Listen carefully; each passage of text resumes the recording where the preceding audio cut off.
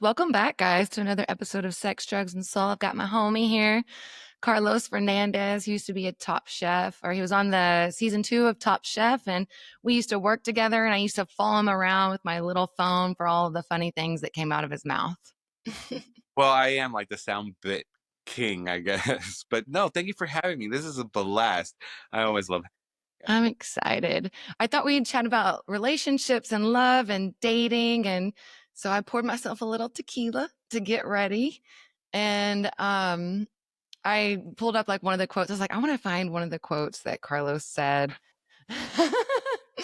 And I was like, this is a great one. As in January 2023, you said, not only has the dating pool shrunk, somebody peed in it. Yeah, without a doubt. Isn't that the truth?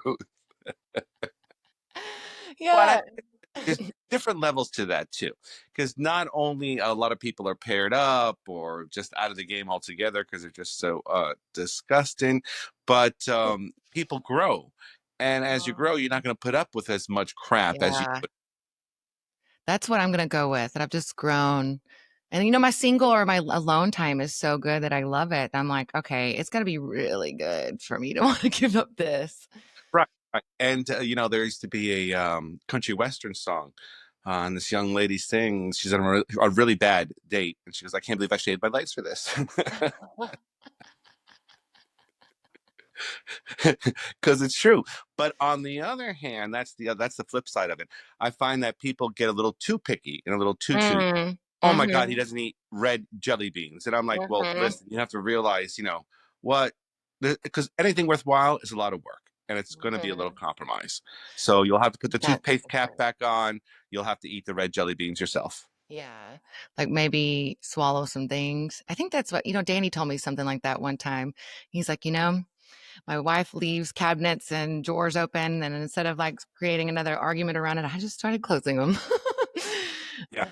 My very first long time relationship, I got a lot of flack from my friends for this, but basically we would argue every day because I would just take off my shoes and throw them on the floor. And then it was like, okay, put the shoes away. I'm like, screw you. I pay half the rent. I can put the shoes wherever I want. How dare you tell me where to go? And this would go on for months. And then one day I realized if I put the shoes away, that's 5 ounces of energy. Mm, Argue takes about 100 pounds. mhm. Okay. And all my friends got on me, said, no, you got to stand up for your rights. And it's like, no, you got to pick and choose battles. And that's not Yeah. play. Yeah. Are there any like non-negotiables that you have though? Like I know that I feel like you're right. Like as far as people can be too picky or there's like so much readily at our fingertips, we're like, oh, I can find someone else. Hmm. Or No, I say I'm pretty even keel and go with the flow kind of thing. I guess anything that's illegal, like child labor, that's where I draw the line. where were you when I was a kid? Like, don't leave a mark. I don't know what to say. What's my safe word? Pineapple. That just will give you a whole room of swingers. I know I was like Googling some questions, like just in case. And one of them was like, what emoji represents your dating life or something like that. And I was like, well, not a pineapple. No, no. Yeah. I'm like, Well, I see in the restaurant we used it all the time because it was a sign of hospitality.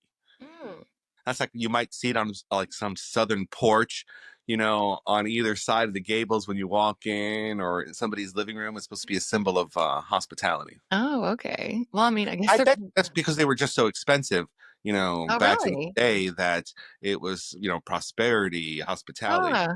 I Hmm. didn't realize that. I didn't know that little piece. Um, Well, okay. go ahead. Oh no, you're good. And now I guess if it's upside down, then that's another another symbol of hospitality. Well, let me give you a little chef trivia since we're on the subject of pineapple. You know how a Yeah. pineapple is ripe and ready to cut? No. You grab one of the center leaves, and if it pulls out real easily, it's ready to cut. And that's how. Really? No, I didn't So, know. I didn't know if you were like, there's some weird way to smell it. No. yeah, some people smell, some people thumb. I just pull. Oh, okay. I like that. Let's talk about, I mean, since you mentioned chef, I'm like, I'd love to know some ingredients or what you think is like a secret sauce for love or relationships in general. This is an old sauce, but I've seen it like come and go in the cooking world. The Green Goddess. Have you ever heard of the Green Goddess? Ooh, yes. Yeah, with the tarragon and the parsley all blended up, creamy and smooth in the blender, and it's fully emulsified so it lasts for a good week and a half in the fridge, and it's distinctive. But the thing is, don't get too carried away with the tarragon because then it becomes too licorice and it just becomes too overpowering. Mm. Is that But a I'm a matter? good grill guy. I love to grill anything, everything and anything. Like Yeah, if you were one. coming over right now, Yeah, what would you make? first, well, I would take oysters, Mm, brush them with a little garlic butter, and place them on the grill. And mm. as soon as it starts to bubble on the edges, I would take it off and serve that. And while we're having those, I grill some marinated beef tenderloin and lobster tails that I've skewered so they won't curl while they're cooking. Oh my goodness. And then you want to know for dessert what I would do? Of course. Get honest peaches because my peaches are from Georgia. You cut those in half, take the pit out, and just brush them with a little brown sugar. Then you put them Mm. on the grill to they get charred, Mm. mushy. And while they're still warm, serve it a la mode with vanilla ice cream. That would be, to me, Yum. heavy Oh, on the proteins because carbs are the devil. And carbs are not the devil. The reality is, if you get off the sofa, carbs are not bad. yeah. It's the sour cream and the butter that you put on the potato. It's not the potato itself because the skin has tons of nutrients. So it's about finding that balance. Yeah, but I like my potato with everything. I'm like, if All right, I'm tell me. going full tilt, my favorite baked potato, Yeah, it's probably twice baked. me too. And then, but I like all the things like sour cream, cheese, bacon, maybe what are the green chives? Yeah, chives Um, or green onions. I'll uh, take either or. yeah, either one. Yum, Hmm. so much yum. I think that's it. Yeah, maybe a little red. I mean, I would do red onion too, but Well, when I was in school, I did baked potatoes a lot because you could do it with chicken and cheese. Then you can do it with bacon and tomato, and you're only limited by your imagination. That's what I told everybody in the kitchen. I think that's why people really responded well to my restaurant because I'm like, you're only limited by your imagination. I love that. It's not like baking where everything has to be precise. Cooking should come from the soul, and I just really wish that a lot more families would cook together, Mm, or at mhm. least eat together, because this one goes out for this one has a special dietary need, and so everybody's so separated that as a family they become separated. Yeah, it's a good like time to come together. I think for the most part, I did do dinners with my family. I think I love what you said though. Only limited by our imagination. I think that applies to so much. I think I said that when I was working or trying to sling some BMWs too. Guys, like, well, what can I do with this car? I'm like, well, really, you're only limited by your imagination. And then, I have it's like, well, I didn't see it on the computer. It's like, listen, honey, if you pay for it, they'll do it. yeah, if you got enough Benjamins, they'll I be had to do so much. What were you saying? I have a question for you. I have one of those. Okay, shoot, fire away. That's like my favorite thing to do, like at a dinner party or a cocktail party, because sometimes I don't want to know what you do for work.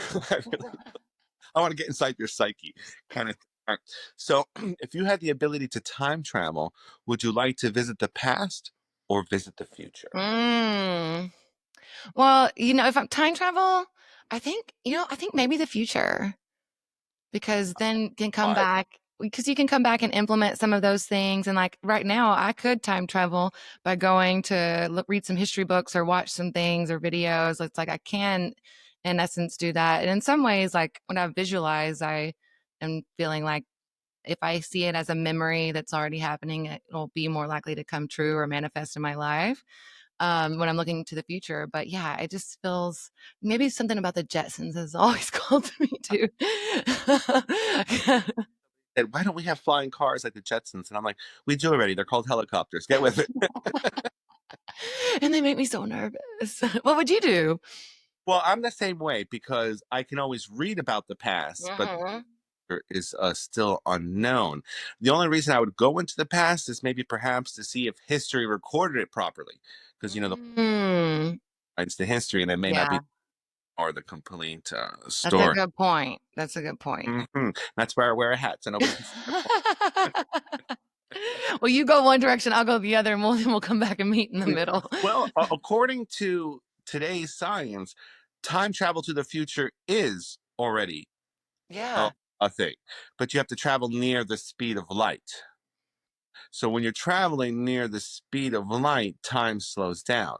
So Mm. let's say I travel for a year at the speed of light. By the time I come back to Earth, everybody's already dead. And it's already Mm. travel into the future. Mm. So It's they kinda want like you to it's relax. kinda like the quantum, like, yeah, everything is, like, happening right now in the present moment. Hmm. It's Well, very let me true. share my journey. So my journey was engineering student at Stevens Institute of Technology, second only to MIT. Wow. By the third year, I was going to class with a Pepsi can full of vodka just to pay. Yes.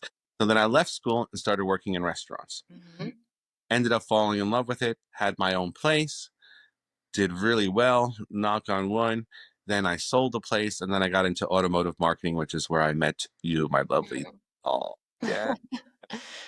So what I want to tell folks is stop looking at the door that's closed, Mm. complaining and bitch that the door closed, and just turn your head and look to see which door is open. Because Yeah. when I'm working and managing and having the restaurant, if you told me I'd be selling cars like Vanna White, I would not believe you.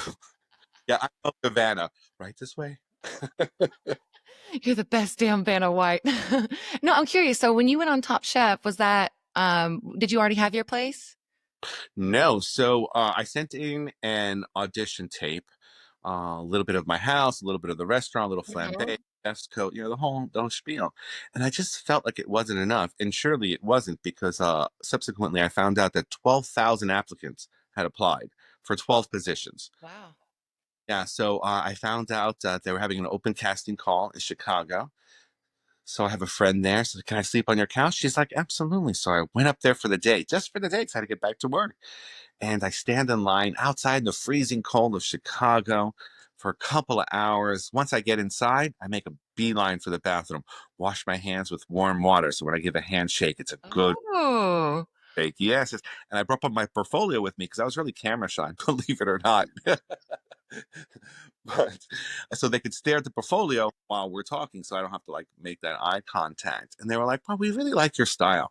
We like to put you on film. Can you come back tomorrow?" And I was like, I came out today specifically just for this." They were like, "Well, come to the hotel room tonight." And we'll put you on film this way you can catch your flight in the morning. I'm like, great. I ran around downtown like Rocky, when he runs up the stairs and he's like, ah! I was like, so I was cloud nine. I mean, you couldn't Oh, bring me yeah. at all. So I get to the hotel about 3 or 4 hours later, and these big double doors open in a suite. And I see all the camera equipment and the lights and the scaffolding and the whole thing. And the first thing out of my mouth, without missing a beat, I go, if this is a Chef Gone Wild thing, I don't think this is going to work. They laughed so hard that after that, I had the meeting out of the palm of my hand. So I love it. that there were certain people at home that said, you can't do that. I tell you, nothing is more of a Mm. motivator for me than you can't. Mhm. I don't know Same. exactly. I'm an immigrant. We came to this country to survive and to supersede, not to give up. Mhm. Yeah, no, it's like a lot. What is it? A lighter and gasoline. If you want to light my fire, tell me I can't do it. Yeah. And I love what you said too about the doors and like looking at the opportunities instead of what closed. That reminds me of something my mom said one time. She's like, when one door closes, another opens. It just might be hell in the hallway for a little bit. But I'm so curious. Like you said, you were camera shy, and you just to me like always radiate such confidence. Did you fake it till you make it, or like what's your? Well, I really have to thank Top Chef for that little and because I remember the very first show, the camera was just focusing on my hands, on my chopping skills.